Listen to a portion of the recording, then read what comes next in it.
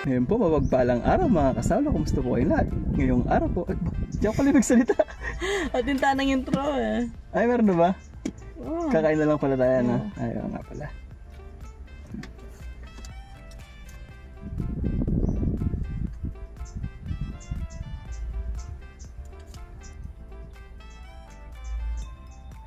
Tingnan niyo po ito mga kasawlo. Tingnan niyo po yung... Ang tagal ko na pong naghahanap ng ganito. Praise all to God. Ayan. Excited siyang kumain dahil po dyan. Ano ko yung gamit? Ano to? Bali episode po to ng Camper Bang. Camper bang. Pero hindi na po to yung usual na ano po natin na alam niyo po yung mukbang po natin noon. Hindi na po yung tipong mukbang talaga, di ba? Yung mukbang po kain ng maraming portion ng pagkain or maraming nakapag na pagkain. Parang ganun po siya. Yung sa atin, ini-enjoy lang po natin habang inaantay mo natin yung muling pagbabalik po ng Panginoon sa Kristo. Tara po, kain po tayo. Sarap po nito. Tinikman ko kanina. Tagal ko na po nag-crave ng wings. Gusto ko din kumain ng only wings, kaya lang kain muna tayo.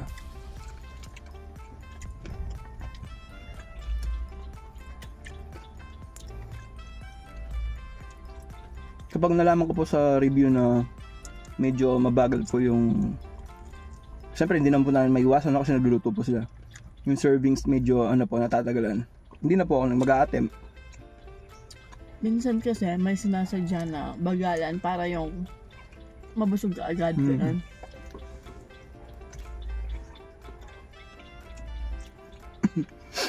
Yun nga, ganun nga yung technique. Hindi na po ako mag-a-attempt. Pero gusto pong sumubok ng only wings. Alam niyo po yung palabas na the regular show ng Cartoon Network. Takam na takam po pag kumakain sila Benson ng gano'n, yung only wings.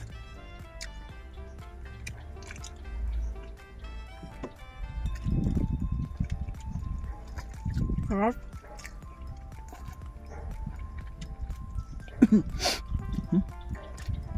Actually, ang cravings ko po talaga ay buffalo wings. Bonus lang po itong ginawa ni Sal. Bali, expect nyo na po itong camper bang po natin na mas may kwento po siya. Hindi po siya ASMR mukbang or something na ganun. Para po sa mga bagong manonood na dapat kumakain lang, parang ganun. Mukbang talaga kasi. Binabroadcast mo. Actually, yung unang mukbang talaga,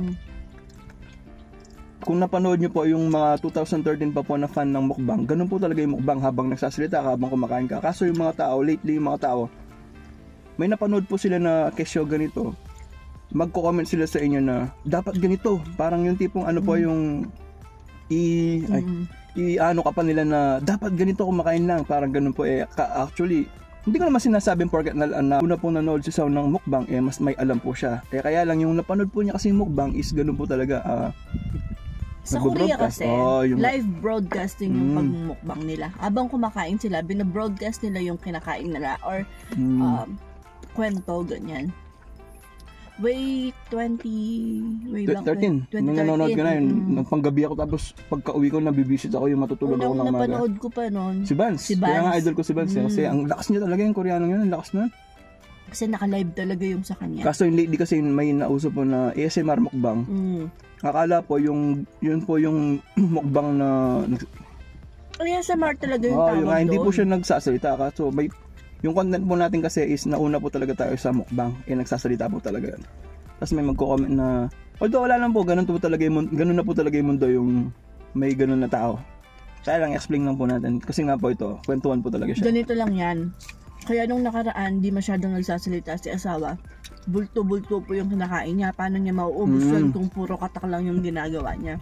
Ganun lang yun.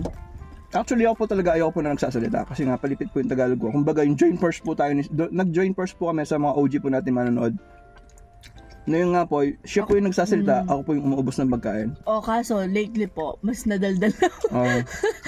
Uling na na si asawa sa mga kasawlo natin, parang Kasi nga po, hindi po talaga pala kwento, parang gano'n. Naging problema ko din siya nung una po sa mukbang. Ano yung kwento ko? Sabi yung gano'n. Tapos may makakapanood po na yung lalaki kumakain lang, yung babae dakdak ng dakdak, parang gano'n. Hindi po natin makontrol yung tao, so normal na po yan. Kumbaga, sharing po tayo habang para may ano lang po tayo, tawag dito, may usapan lang tayo, parang gano'n. May usapan topic, tayo may na topic. May usapan tayo na real talk. Topic. Kuminsan yung tipong real talk ang una po na. Ngayon ka lang nakapanood ng mukbang tapos sasabihin mo dapat ganito yung mukbang, parang gano'n po. Yun po yung gusto ko po talagang i-point, kaya lang in a humble way po sana, kaya lang yun po talaga yung direct hit. Yung tipong ngayon ka lang nanood ng mukbang, akala mo kung sino ka makapagsabi na dapat ganito yung mukbang, parang ganun po eh. Hindi, ginigising lang natin yung mind nila para may mag-feed naman na, alam mo yun, yung mind opening lang ba? Mind opening lang, hindi yung tipong pag naisip mo, ganun na agad. Kailangan mong aralin. Akala mo yun na yung tama, ganun. Kailangan mo munang aralin. Actually, opposite, yung nga po, sa mga bakang manonood natin. 3 months po ako niligawan ni Sao para lang makapagmukbang noong 2018 po. Kasi po nakita niya, napansin niya ng late din dahil sa paka-upload niya ng mukbang. Sobrang lakas ko pong kumain daw. Lalo nag-fasting na po ako. 1 meal a day siya nun. Doon niya po nakita talaga. Sabi niya, ba di natin subukan? Sabi, 3 buwan niya po ako nililigawan. Ayoko po talaga kasi hindi ko po trip yung ganito, ganyan, yung mapapanood ako, ganyan. Yun nga, kaso po yung time po na yun, to inspire po kasi tayo nun yung... Ando naman niya yun. Actually, yun naman.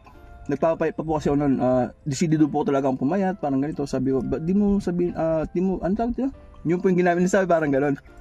Ba't di mo i-share yung pagpapapayat mo? Sabi niya, nga no, sabi ko, yung mga kagaya kong may sakit na ganito, ganyan. Yung kamay mo. Yung nga po, yun. Ang likot. Dalawang story short, doon po tayo nagsimula. Tapos yung nga, bago po ako nag-YouTube, bago po natin pinasok, inaral ko po siya. Hindi ko nga sinasabi yung pangalan na, ano tawag dito? Yung word na mukbang kasi hindi ko po siya alam kung ano yung meaning niya. Kasi po, pag hindi ko po alam yung meaning, hindi ko po sasabihin yung word na yun. Hindi mo basta-basta sinasabi. Yun, nalaman ko po siya, pinag-aralan ko po siya. Tapos tinignan ko paano ba yung mga Pinoy version, mga naunang OG mukbanger ng Pinoy po, sila po yung tinignan ko. Yung nga, naging record na po yung video, hindi na po siya live. Para lang po malaman yung difference ng mukbang at saka yung ASMR mukbang na kumakain lang. Yung mukbang po talaga, binobroadcast yung ginagawa mo, kinakain mo.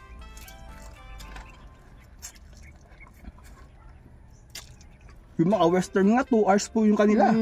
Habang nagdadakdak talaga, 2 hours. Tapos kita mo may naman nanonood po, ganun. Parang yung nangyari kasi online chismis, parang ganun po siya. Ne? Ako kasi talaga hindi po ako nanonood ng ganun. Kaya tingnan nyo po yung, mapapansin nyo po yung difference namin ni Sam ng mga editing na video.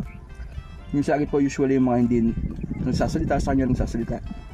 Tsaka napanood ko pa noon bago yung mukbang na yan. Mas nauna pa yung mga eating contest sa Japan. Tsaka, Kilabat Stone yun yung tawag doon? Amerika? Amerika yun? Yun. Pero, malakas po, Japanese. Sa kainan. Idol ko yun, may Pikachu. Kaya sa mga anime, talagang sabi ko, kanila talaga yung pagkain na ganda. Sila Goku, sila Luffy. Lakas kumain. Yung Kakinoshita, yan. Yun yung pinakaunang napanood ko. Nabibisit po kasi kayo sa unan. Kasi nga tayo pong Pinoy, nakasanayan po natin na hindi po tayo gumaganon. Yung pinapanood po niya, gumaganon. Nabibisit po ako. Natutulog ako, panggabi po ako nun eh. Tapos nanonood siya ng gano'n. Gumagalaw yung utak ko na habang natutulog po ako.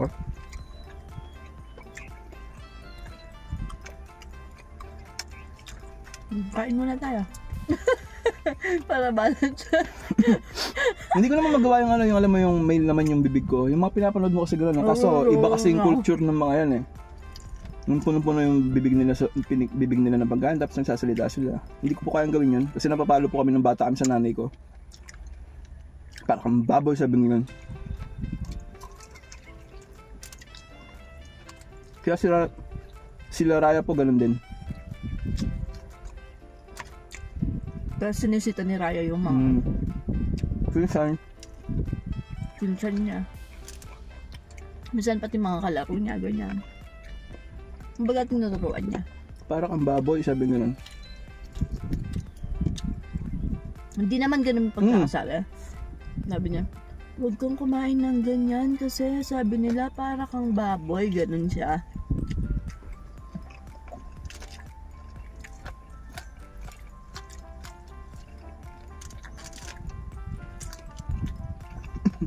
Yaman ka pre.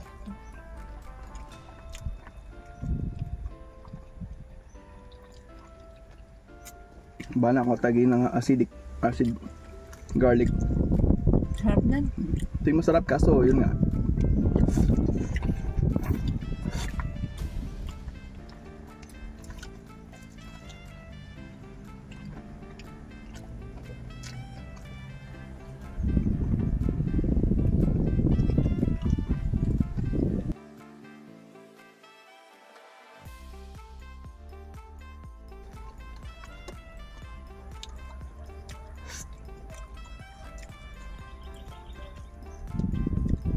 Yan naman yung di ko masisisi sa mga ibang nagko-comment. Kaya kami nga ni Sawa na, tsaka open po kami sa lahat ng comments nyo. Kaso pag hindi na nakaka-healthy sa mind namin, tsaka spiritual black agad ka mo. Ganun po, inaalis namin. Kasi kesa sa magkasala kami, nagkakasala din po sila kasi nakikita nila yung mali namin, ganon. Or may nakikita silang di maganda sa amin. Para hindi po kami magkasala, hindi sila magkasala. Inaalis na lang po namin sila. Binubura namin, ganon.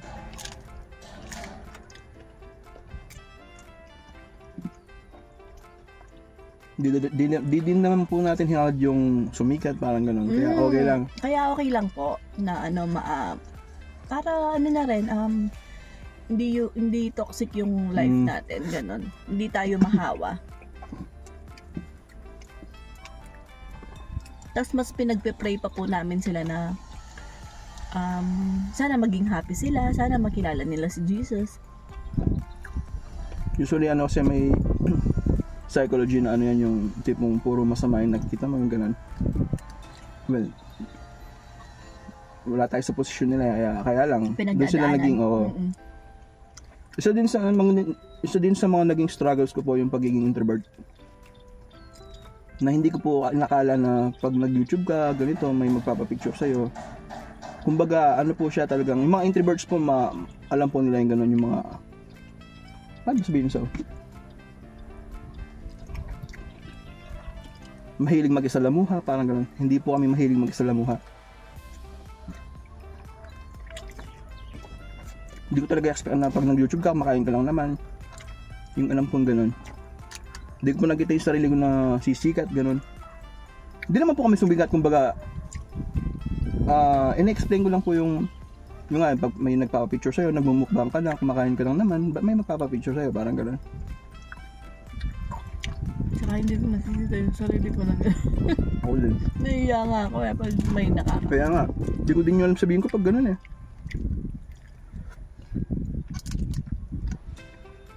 Bakit? Parang gano'n yun. Sure, yung gusto kong sabihin na sure ka, bakit yung parang gano'n po yung... Kaya naging struggle po siya. Isa po siya sa naging struggles ko nung YouTube po tayo. Kaya on and off din po tayo. Tapos, kapag may trip pa po akong kainin, kasi nga, yung lifestyle ko po noon is, nag-fasting po ako 2 days. Lifestyle ko pa po yung bago po ako mag-YouTube. 72 hours fasting, tapos kakain po ako na marami. Tapos 72 hours fasting ulit. Tapos doon po napansin ni Saw nga, kaya yun nga po yung dahilan kaya nakapag-YouTube po tayo. Unang napansin ko noon, meron kang lettuce. Tapos meron kang... Madami, asin madami. Pasta. Tapos meron kang... Parang samji, ganun. Tapos may isa pa noon. Ang dami po niyang kinakain. Ay, itlog. Daming itlog. Sabi ko, parang yung... Parang nagkakasya. Oo, sabi ko, tsaka, parang yung mga pinapanood ko lang, sabi ko na doon ko nasabi sa kanya. Tapos tagal pa naman bago siya umuo. Tapos nung may pinapanood data ako sa kanya, ano, kaya ko kaya yan, sabi niya gano'n. Tsaka ano po, yung, kaya on and off po tayo, hindi po tayo lagi nakapag-upload. Kasi nga, yung nga po yung sinasabi ko, kung 3 days po ako hindi kakain, tapos kakain po ako. Hindi naman po lagi yung kinakain po natin katakam-tam. Gaya nga po nun, gusto ko lang kumain ng tinapay. gusto ko lang kumain ng ganito na hindi po siya pang vlog, parang ganon. Yung po yung pinaka-ano po namin pag nag-samji po kami. Madalas po kami kasi mag-samji dati. Eh syempre po nun, pag kumain na po ako, hindi na po ako kain na para magmukbang, ganon. Di ba nagsasamji dyan lagi, kaya madalas hindi po tayo nakakapag-upload nun. Consistent, hindi po tayo consistent. Kasi may lifestyle po tayo na ibang ginagawa. Di naman po pwede, dahil na twice a week po o thrice a week kami magsasamji, eh bibidyoan mo po ba wari yung ganun. Tapos isang store lang naman yung kinakainan po namin ng samji.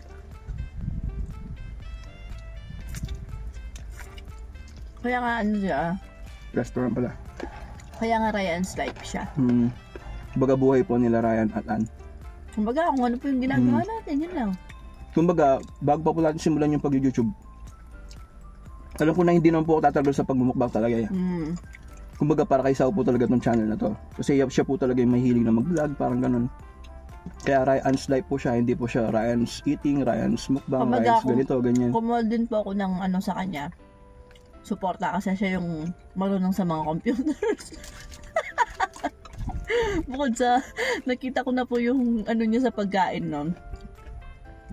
Sa kanya po ako nag-depend. Siya yung marunong mag-edit. Pero naturuan na naman niya po ako. Pag maraming daldal po, ako po yung nag-edit.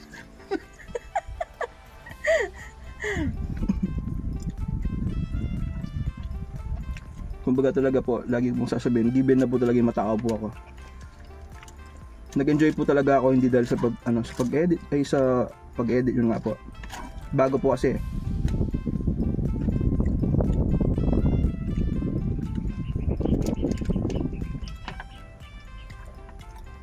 Kaya hindi ko na po kailangan ng maraming edit nung una. Diretso lang yung video yung gusto ko po. Kagaya ng mga napanood ko dati, sila Vance, gano'n. Diretso lang po yung video nila. Kaya lang nung nauso po yung mas marami po yung editing, mas nakatatakam daw po yung ibang tao, gano'n.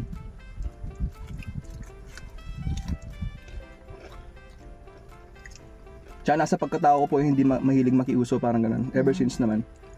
Di porket uso ginagawa ko. Sa trabaho nga, nagtatrabaho pa po ako nung uso yung COC ata yan. Nagsi-COC na pula ng mga katrabaho, ako lang yung hindi. Ba't di daw ako maglaro ng ganun? Ba't di ko alam?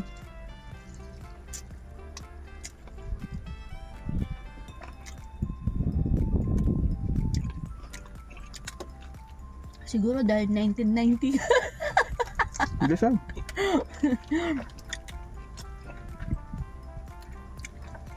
Tsaka late bloomer ako. Basta pag late bloomer na ako, hindi ko na siya gagawin. Basta gagawin ko lang yung bagay na gusto ko. Alam mo yung gano'n yung... Pag mas gusto ako, yun lang yung gagawin ko. Late, uso man yun o hindi. Parang gano'n. Hindi naman late bloomer. Kung ano lang talaga yung gusto mo. Yun yung ginagawa mo. Alam nga namang napipilitan ka, tapos gagawin mo. Paano ka magiging masaya nun, di ba?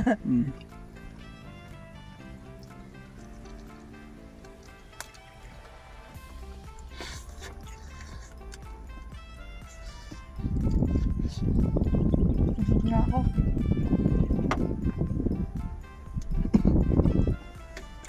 Tsaka si Sao po talaga nagka-crave niyan.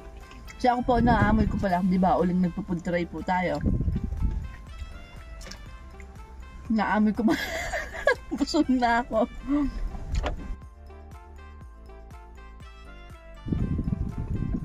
Sa pang pinapanood ko na mukbanger dati, share ko lang po.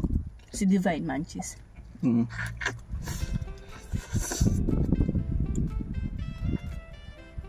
So, parang nakikita ko yung personality niya. Ay, babae siya. Introvert, di siya nakikiuso, ganun. Gawin niya yung gusto niya gawin.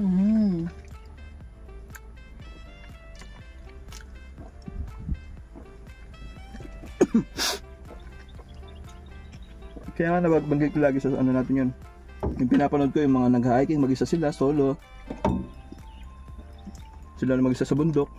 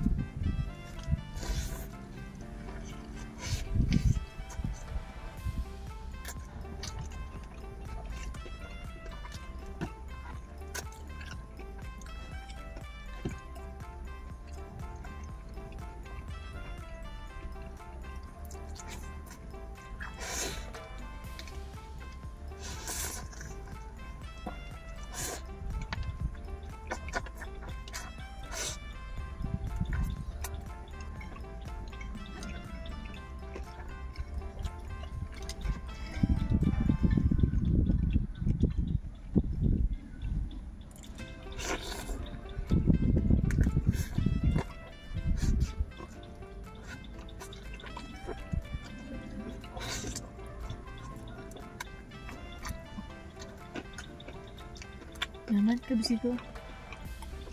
Alam mo, pagtapos mong kumain, naantok ka.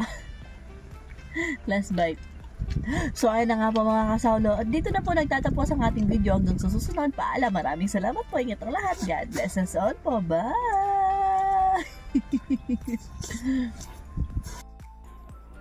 At ayan po, bago po natin tapusin po ang video po natin na to, gusto ko lang po magpasalamat kay Sir Noel Diaz at sa misis po niya na si Mrs. Ann Derit. Maraming salamat po sir sa wala po niyong sa panonood. Supportan niyo po hanggang ngayon magsimula noon po. God bless po sir. Maraming salamat po.